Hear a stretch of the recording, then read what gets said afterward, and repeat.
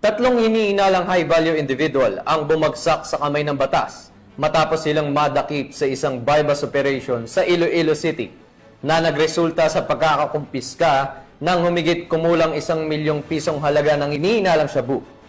Agad silang inaresto at kasalukuyang nasa kustudiya ng pulis habang inihahanda ang kasong isasampa laban sa kanila alinsunod sa Republic Act 9165 o Comprehensive Dangerous Drugs Act of 2002. Tinutukan niya ni Patrolwoman Andrea Dominic Di Palubos.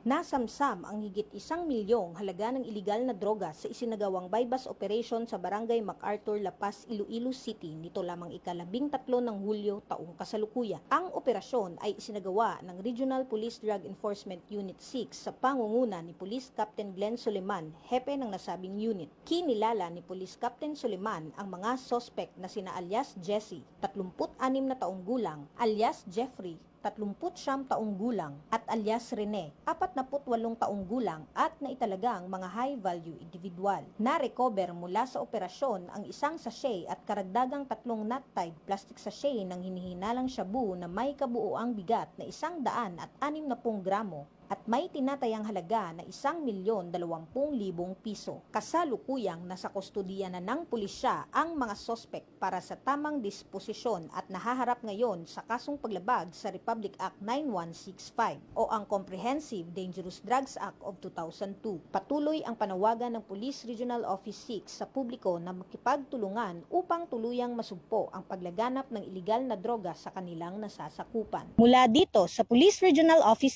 6, ako ang inyong Police News Network Correspondent, Patrolwoman Andrea Dominic Di Palubos. Alagad ng batas, tagataguyod ng balitang pulis.